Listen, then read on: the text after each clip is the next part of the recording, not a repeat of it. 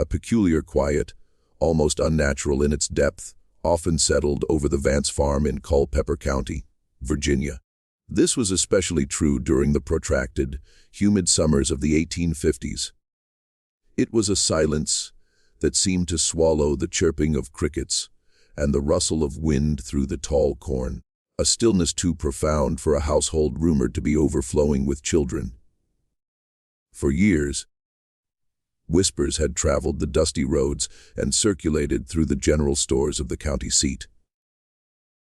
Questions had taken root in the minds of neighbors, yet no one dared to truly look beyond the devout and prosperous facade presented by Harlan Vance.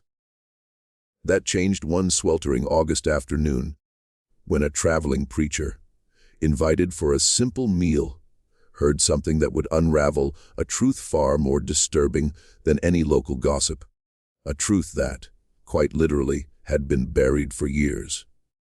Before we continue with the story of the Vance family, if you find yourself drawn to tales of history's hidden horrors and the unsettling truths that lie beneath the surface of everyday life, please consider subscribing to Liturgy of Fear. Your support helps us unearth more stories like this one. In 1852, Culpeper County, Virginia, was a landscape of rolling hills, fertile tobacco fields, and a deeply rooted sense of community. Life moved with the seasons, dictated by the rhythms of planting and harvest. Families were often large, and children were a common sight, their laughter and shouts echoing across the fields. The county seat, also named Culpeper, was a small but bustling center featuring a courthouse, a general store, a blacksmith, and a handful of churches, each serving as a pillar of the community's moral and social fabric. It was a place where reputations were built slowly and carefully, and where a family's standing was often measured by their piety, their industry, and the size of their land holdings. The Vance farm, situated a good distance from the main roads, stood as one of the most prosperous in the region. Harlan Vance, the patriarch, had arrived in Culpeper some 15 years prior. A man of stern demeanor and unyielding faith, he had purchased a substantial tract of land, cleared it with relentless effort, and built a sturdy farmhouse that stood as a testament to his ambition and hard work. His wife, Dorcas, was a quiet woman, rarely seen in town. Her presence at church services was a fleeting glimpse of a figure always clad in modest dark dresses. The Vances were known for their strict adherence to their particular brand of Methodism, a faith that emphasized personal piety, hard work, and a deep suspicion of worldly pleasures. Harlan Vance was a figure of contradictions. He commanded respect for his agricultural acumen, his fields yielding bountiful harvests year after year. He was known to be fair in his dealings, though distant. Yet, an undeniable air of isolation surrounded the Vance family. They kept to themselves, rarely participating in community gatherings beyond Sunday service, and even then, they would arrive late and depart early. Harlan's gaze was often described as intense.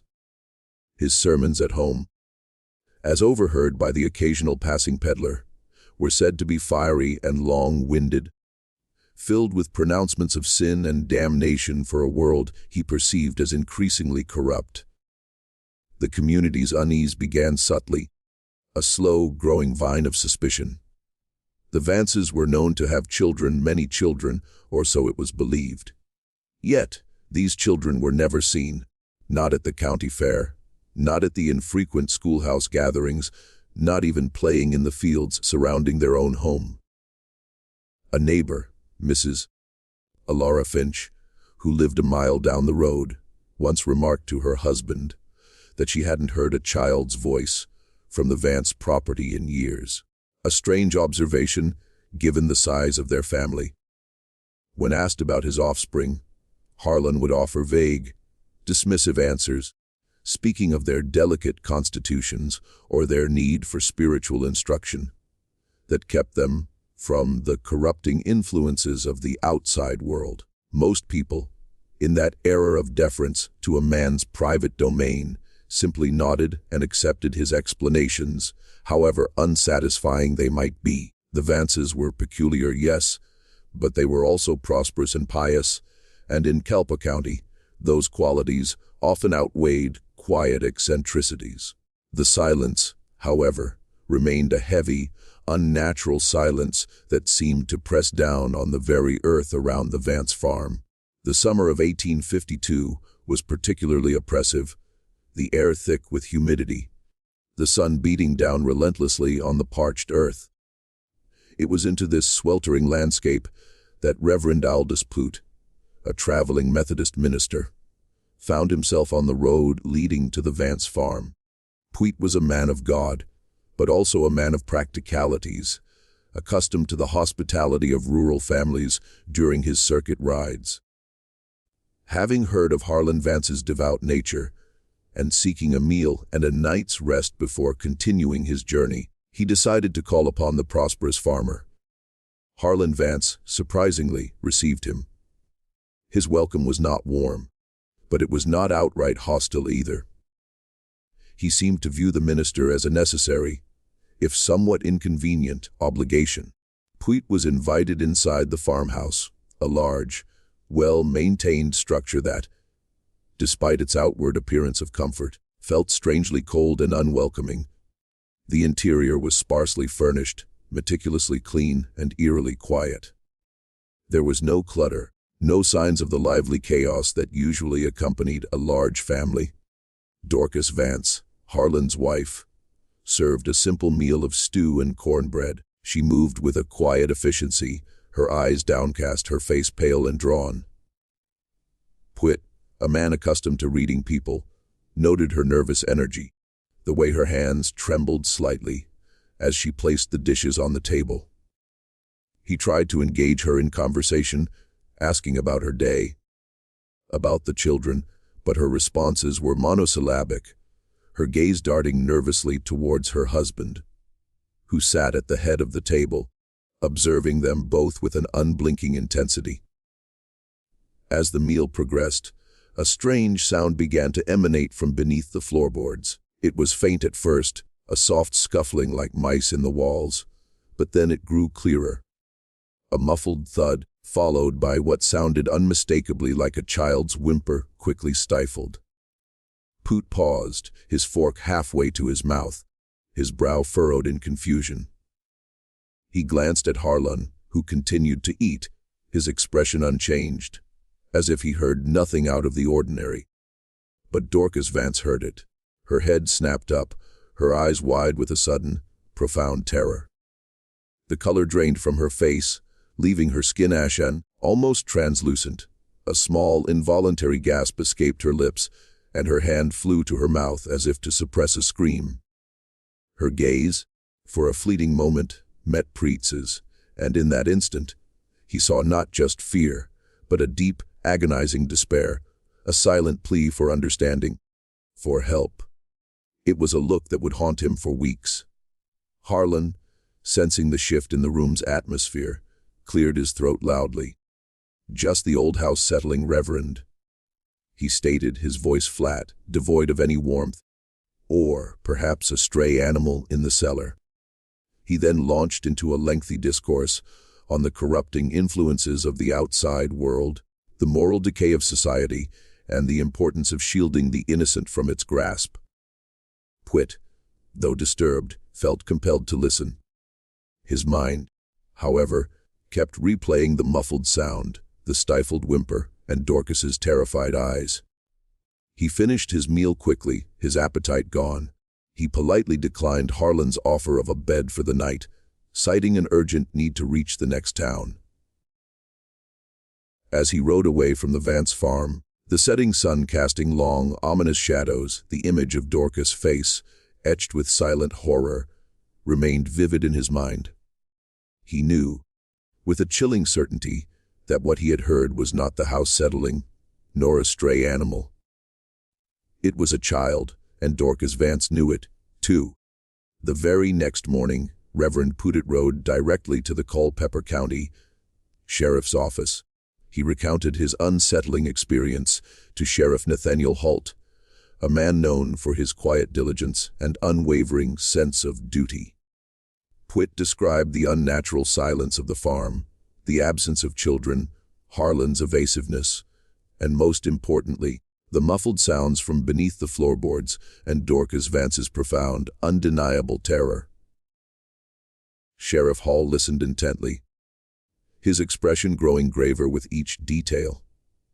He had heard the whispers about the Vances, of course, but this was the first concrete eyewitness account that suggested something truly amiss.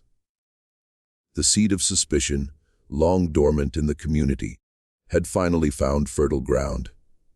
The Vance family had arrived in Culpeper County in the mid-1830s, a decade and a half before Reverend Pudett's unsettling visit. Harlan Vance, then a man in his late 20s, had purchased a substantial tract of land, far enough from the main settlements to afford him a degree of privacy, yet close enough to be considered part of the community. He was a man of formidable will, and his initial years were marked by relentless labor, transforming untamed wilderness into productive farmland. He brought with him a young wife, Dorcas, who was then barely out of her teens, and a reputation for strict piety. At first, the Vances were simply seen as hard-working and devout, if a little reserved. They attended the local Methodist church, though Harlan often expressed his dissatisfaction with the minister's sermons, finding them insufficiently rigorous in their condemnation of sin. He soon began holding his own services on his farm, inviting no one, but his booming voice could sometimes be heard echoing across the fields on a Sunday morning. The first signs that something was truly amiss were subtle, easily dismissed by a community accustomed to respecting a man's dominion over his own household.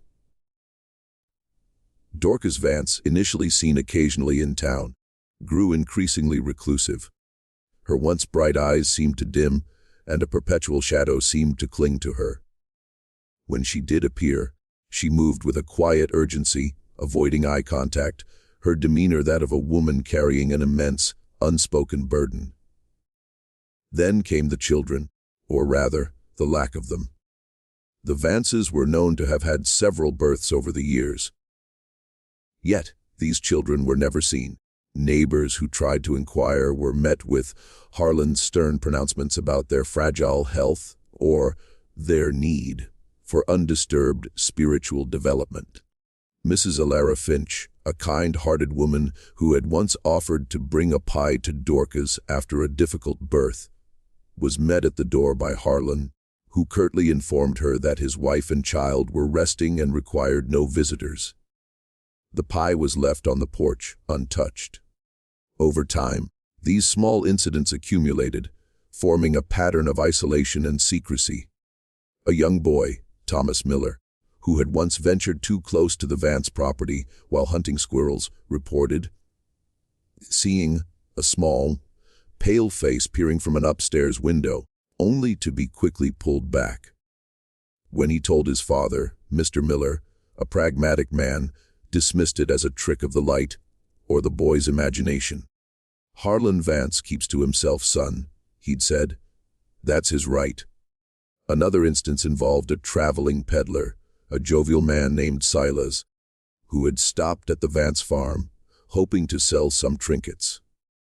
He recalled hearing faint, rhythmic thudding sounds from beneath the house, like someone working with a shovel, even in the dead of night. When he mentioned it to Harlan, the farmer had simply glared at him, his eyes cold and unyielding, and told him to mind his own business. Silas, unnerved, quickly departed and never returned to the Vance property. These were the testimonies, the fleeting glimpses, the hushed whispers that had circulated through Culpeper County for years. Each time, they were met with a shrug, a dismissal, or a quiet fear of challenging Harlan Vance, a man whose piety was as formidable as his temper. The community, in its deference to privacy and its reluctance to interfere, had inadvertently allowed a shadow to deepen over the Vance farm.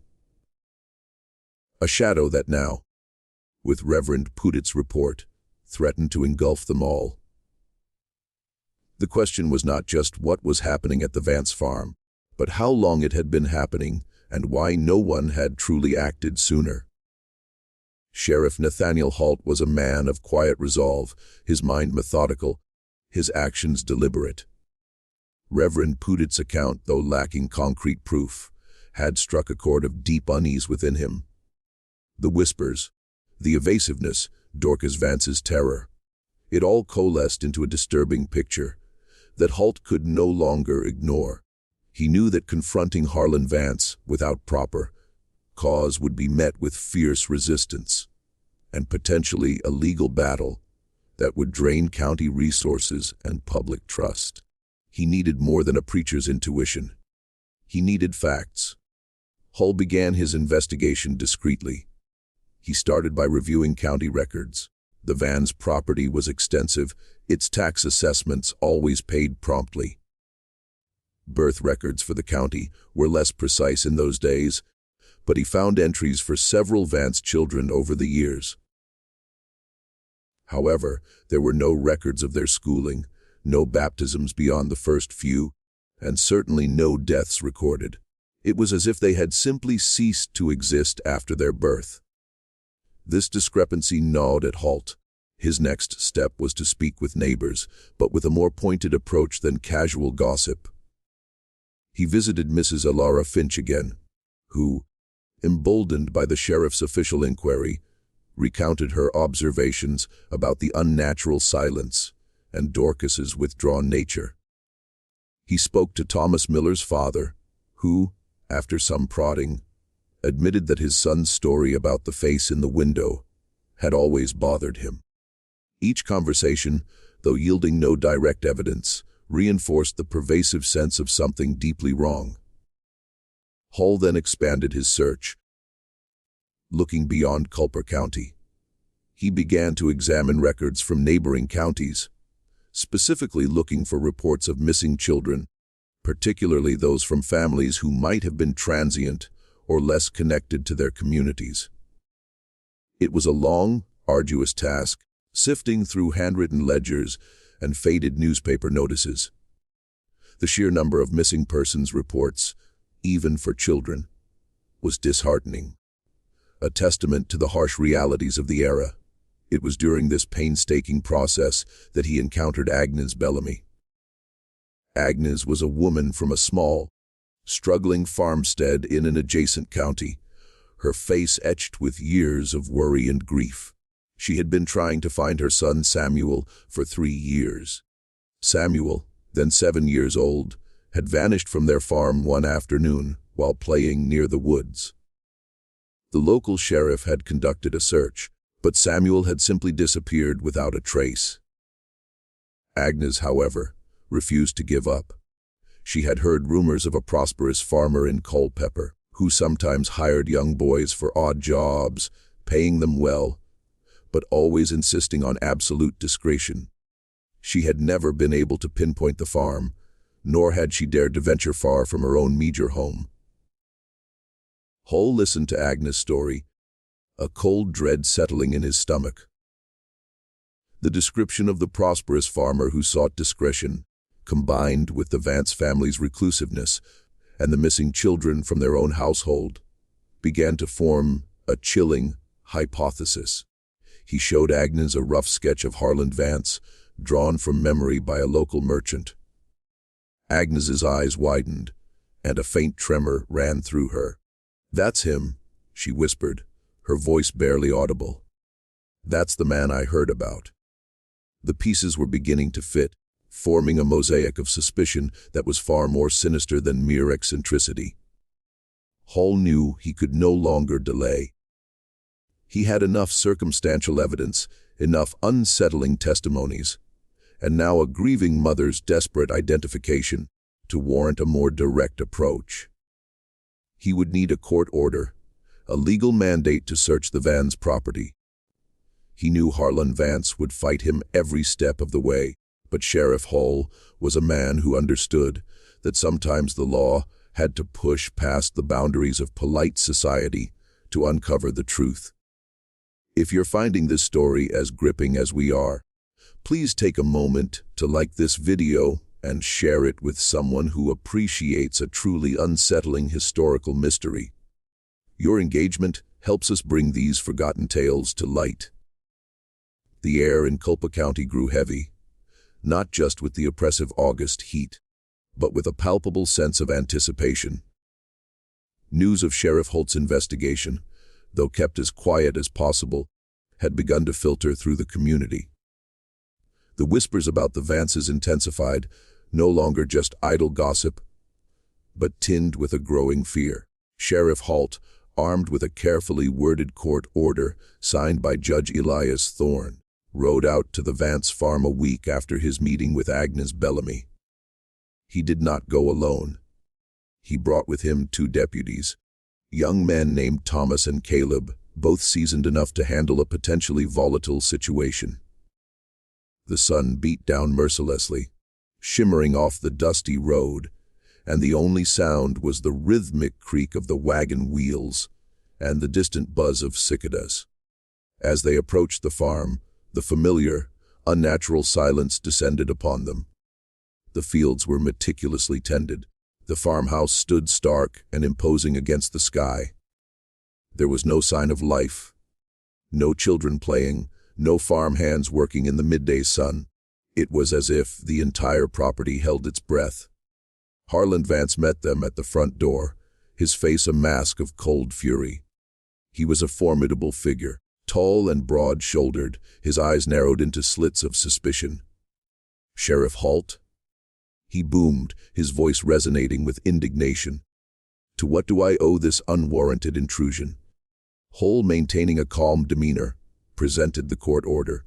"Mr. Vance, I have reason to believe there are matters on this property that require investigation. This warrant grants me permission to search your premises." Harlan snatched the paper, his eyes scanning the document, his jaw clenching. "This is an outrage, a slanderous attack on a God-fearing man. My home is my sanctuary, my family, my private concern." He began to rail against the meddling of the state and the corruption of worldly authorities, his voice rising in volume and intensity. As Harlan's tirade continued, Dorcas Vance appeared in the doorway behind him.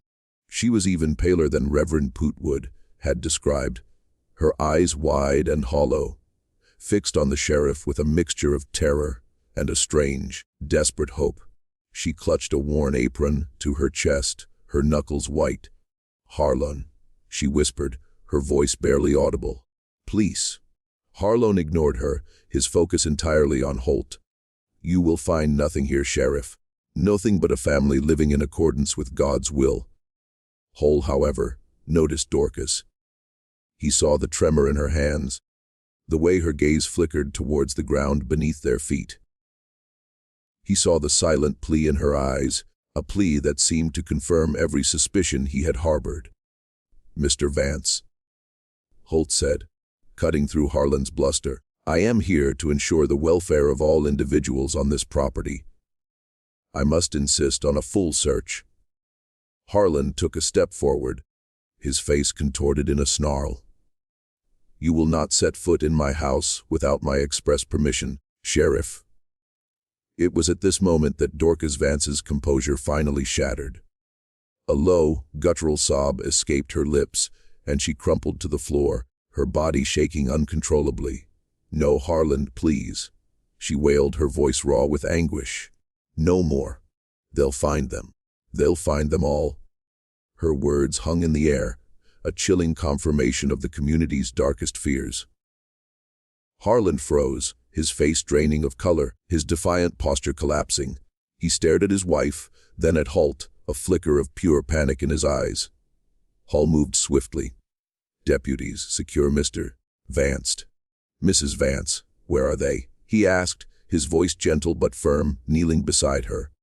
Dorcas, sobbing hysterically, pointed a trembling finger towards the floorboards in the entryway.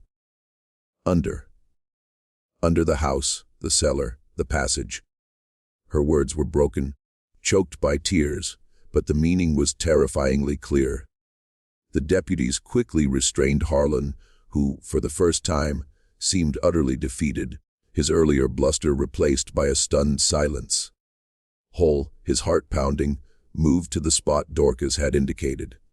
He knelt, examining the floorboards. They looked ordinary, well-maintained, indistinguishable from the rest of the house. But then he noticed it. A faint, almost imperceptible seam in the wood, cleverly disguised, running along the edge of a wider plank. He pressed against it, and with a soft click, a section of the floorboard gave way, revealing a dark, narrow opening beneath. A cold, musty draft wafted up, carrying with it the faint, unmistakable scent of damp earth and something else. Something human. The entrance to the hidden world beneath the Vance farm had been found. Sheriff Halt, his heart a cold knot in his chest, peered into the darkness. The opening was not a simple cellar door, but a cleverly concealed hatch designed to blend seamlessly with the surrounding floorboards. He retrieved a lantern from the wagon, its flickering light pushing back the oppressive gloom. What he saw sent a shiver down his spine. Beneath the house, a narrow, hand-dug tunnel descended steeply into the earth. The walls were shored up with rough, hewn timbers, clearly the result of years of painstaking labor. The air was thick with the smell of damp soil, stale air, and something else, something faintly metallic and organic.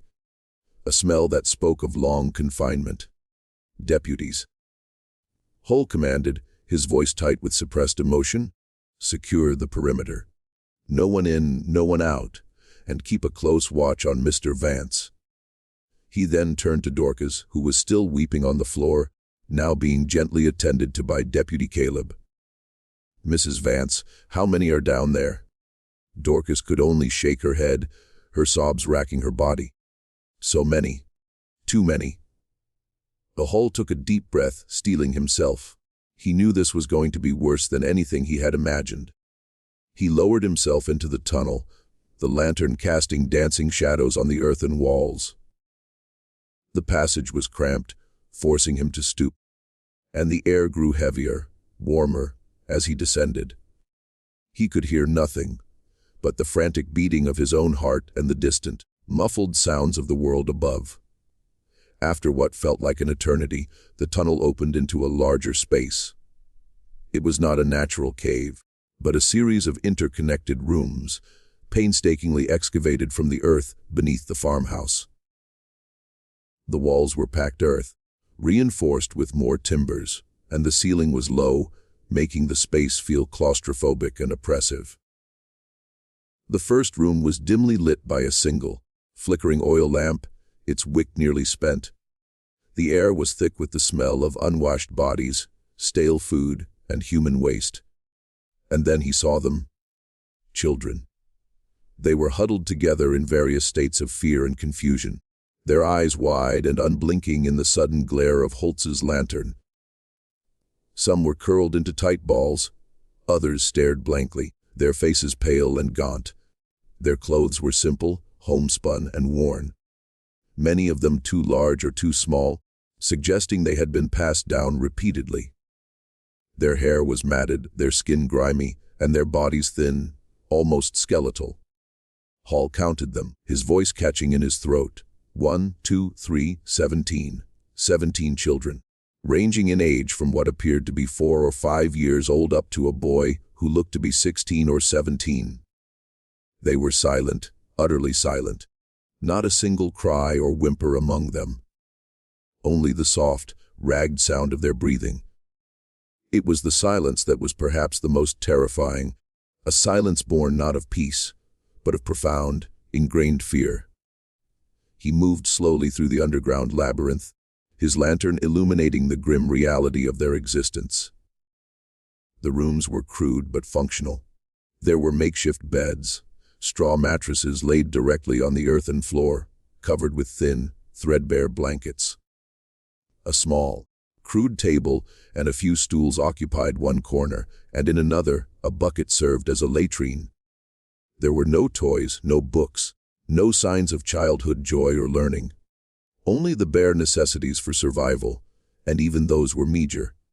In one corner, he found a small, carefully constructed ventilation shaft leading up towards the surface, cleverly disguised among the roots of an old oak tree outside. This was how they breathed, how the air, however stale, circulated. This was how Harlan Vance had kept his secret for so long. As Hall moved among the children, a young girl, no older than 6, slowly reached out a trembling hand towards him, her eyes filled with a mixture of terror and a faint curiosity. He knelt, offering a gentle, reassuring smile, but she recoiled, pulling her hand back as if burned. They were like wild animals, unaccustomed to human kindness, conditioned to fear. He found a small, locked wooden chest in one of the rooms. Forcing it open, he discovered a collection of crude tools, shovels, picks, buckets, all covered in dried earth. This was the evidence of the years of labor, the relentless, secret excavation that had created this subterranean prison. Hull emerged from the underground chambers hours later, his face grim, his uniform covered in dust and grime. The deputies had managed to calm Dorcas Vance, who was now sitting on the porch, wrapped in a blanket, staring blankly ahead. Harlan Vance was secured in the wagon, his head bowed, his earlier defiance completely gone, replaced by a chilling, almost serene resignation. 17 children. Hull announced to his deputies, his voice hoarse. 17. Some of them, they looked like Vance's. Others I don't know. The question of where the other children came from and why Harlan Vance had gone to such extraordinary lengths to keep them underground and hidden from the world now became the dark core of this unfolding tragedy. The answer, when it finally came, would disturb an entire county and send reverberations through the Virginia legislature itself. For those who appreciate the meticulous reconstruction of historical events and the chilling implications of human nature, consider becoming a patron of Liturgy of Fear. Your support allows us to delve deeper into these forgotten archives and bring you more untold stories. The discovery of the 17 children sent a shockwave through Culpeper County. The initial disbelief quickly gave way to horror, then to a desperate need for answers. The children, blinking in the unfamiliar sunlight, were carefully brought out of their underground confinement. Their condition was heartbreaking. They were severely malnourished, their skin pale and translucent from years without sunlight. Their eyes, accustomed to perpetual dimness, squinted painfully in the bright afternoon. Many showed signs of stunted growth, their bodies small and frail for their apparent ages. They were also profoundly silent, communicating mostly through gestures or soft, almost inaudible murmurs. Their language was rudimentary, their understanding of the outside world virtually non-existent. Medical professionals from Culper were immediately called to the Vance farm. Dr. Elias Thorne, the county physician, examined each child with a heavy heart. He confirmed their malnourishment and the severe lack of vitamin D, which had weakened their bones. More disturbing was their psychological state. They exhibited extreme fear of open spaces, loud noises, and unfamiliar faces. They clung to each other, their only comfort found in the familiar presence of their fellow captives. Some of the younger children had never seen the sky, never felt grass beneath their feet, never heard the natural sounds of the world, beyond the muffled echoes of their underground prison. The underground rooms themselves were a testament to Harlan Vance's chilling dedication. They were not merely a cellar, but an elaborate, hand-dug system of living quarters, a subterranean world constructed over years of secret labor. There were separate sleeping areas, a crude kitchen with a small wood-burning stove connected to a cleverly disguised chimney flue, and even a small, dark space that appeared to be used for instruction. The tools found within, shovels, picks, buckets, and even a rudimentary pulley system, indicated the immense effort involved in their creation and maintenance. When confronted, Harlan Vance, now stripped of his bluster, offered a chilling justification for his actions. His voice, though subdued, still carried the cadence of a preacher, albeit one twisted by fanaticism. He spoke of the outside world as a cesspool of sin, a place of moral decay and spiritual corruption. He believed he was protecting these children, shielding them from the temptations and evils that would surely lead them to eternal damnation. He saw himself not as a captor, but as a savior, a shepherd guarding his flock from the wolves of the world. He claimed his actions were divinely inspired, a sacred duty to raise a generation of pure, unblemished souls, untainted by worldly influences. He had taught them scripture, he said, and the importance of obedience, silence, and hard work. He had made them labor in the underground chambers, digging, expanding, maintaining their hidden world, believing that honest toil was a path to spiritual purity. This was not just religious fanaticism. It was a profound, terrifying delusion combined with a darker layer of control and exploitation. He had created his own kingdom, his own congregation, where he was the absolute authority, his word law, his will unquestioned. The revelation of which children were not his own was perhaps the most disturbing aspect.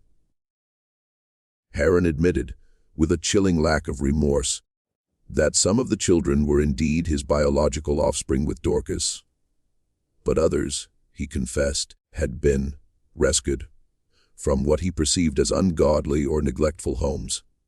He had, over the years, sought out families in distress, often those with many children and few resources, offering to take in a child, promising them a better life, a spiritual upbringing. He had preyed on the vulnerable, on parents desperate enough to believe his promises, or perhaps too afraid to question his motives. Agnes Bellamy's son, Samuel, was among them. He was now 10 years old, a ghost of the vibrant boy she remembered, his eyes hollow, his spirit seemingly broken. There were other children, too, whose origins were slowly pieced together through painstaking investigation. Some were indeed from struggling families in neighboring counties, their disappearances previously attributed to runaway attempts or unfortunate accidents. Others were children of farmhands who had briefly worked for Vance, only to have their offspring vanish after a few weeks. Harlan had systematically, meticulously, and secretly acquired these children, bringing them into his underground world, severing their ties to their past, and reshaping them into his silent, captive flock. The climax of the discovery was not just the physical unearthing of the children, but the horrifying realization of the depth of Harlan Vance's delusion, the calculated cruelty beneath his pious facade, and the sheer audacity of his years-long deception. It was a crime born not of sudden passion, but of a slow, insidious corruption of faith, a chilling testament to the darkness that could fester in the heart of a man hidden beneath the very ground he walked upon. The aftermath of the discovery at the Vance farm was a maelstrom that swept through Culpeper County and beyond. The story, once whispered in hushed tones, now exploded into public consciousness, carried by newspapers across Virginia and even into the northern states. The sheer scale of the deception, the years of hidden confinement, and the tragic condition of the children shocked a nation already grappling with its own moral complexities. Harlan Vance was immediately arrested and charged with kidnapping, false imprisonment, and child cruelty. His trial was a sensation, drawing crowds from all corners of the state. He remained unrepentant, even defiant in court, reiterating his belief that he had acted under divine guidance, saving the children from a corrupt world. His testimony, a chilling blend of scripture and self-justification, painted a portrait of a man utterly consumed by his own warped ideology. The jury, however, was unmoved by his religious fervor. The evidence of the children's suffering, their emaciated bodies, their profound silence, spoke louder than any sermon. Harlan Vance was found guilty on all counts and sentenced to life imprisonment in the state penitentiary, a fate considered lenient by many who called for the gallows. He died in prison some years later, still convinced of his own righteousness. Dorcas Vance, his wife, was a more complex figure. She was also arrested, but her role was seen differently. Her testimony, delivered in a fragile, broken voice, revealed years of terror and coercion. She had been a prisoner herself, trapped by her husband's iron will and his escalating madness. She had been forced to assist in the care of the children, to prepare their meager meals, to maintain their hidden world, all while living under the constant threat of Harlan's wrath. The court, recognizing her own suffering and her clear mental distress, showed leniency. She was committed to a state asylum for a period of recovery and observation, eventually released into the care of distant relatives, a woman forever haunted by the horrors she had witnessed and been forced to endure. The children's fates were varied and often heartbreaking. The Vance biological children, those who could be identified, were placed with relatives or in orphanages. The rescued children, like Samuel Bellamy, were reunited with their families where possible. Agnes Bellamy, her face streaked with tears, embraced her son, a reunion both joyous and profoundly sad. For the boy she held was not the same one she had lost. Many of the children, however, had no families to return to, or their families were unable or unwilling to take them back. They were placed in various orphanages and charitable institutions, their lives forever marked by their years underground. Their journey to recovery was long and arduous, a slow, painful process of learning to live in a world they barely knew, to trust, to speak, to simply be children. Many struggled with the psychological scars for the rest of their lives, forever carrying the weight of their stolen childhoods. The Vance farm, once a symbol of prosperity, became a place of infamy. The farmhouse was eventually torn down. The underground chambers filled in, buried beneath the earth once more, as if to erase the memory of the horrors they had contained. The land was sold, but for years, no one wanted to live on it, the shadow of its past too heavy to bear. It eventually became overgrown, a silent testament to the dark chapter it had witnessed.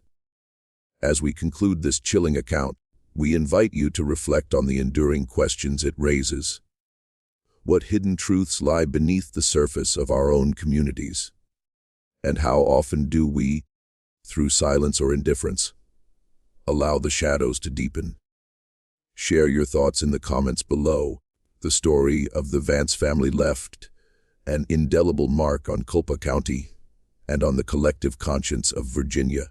It led to calls for stricter oversight of child welfare, for greater community vigilance, and for a re-examination of the boundaries between private family matters and public responsibility. But for all the legal reforms and public outcry, one question was never fully answered. A question that lingered like the oppressive summer heat over the fields of Culpeper. How many people knew, or at least suspected, and said nothing? How many had seen the signs, heard the whispers, felt the unease, and yet, out of deference, out of fear, or simply out of a reluctance to interfere, had allowed Harlan Vance's dark secret to fester, hidden beneath the very ground they walked upon? For years, it was a question that haunted the county, a silent accusation against a community that had, perhaps, unwittingly allowed a profound evil to flourish in its midst.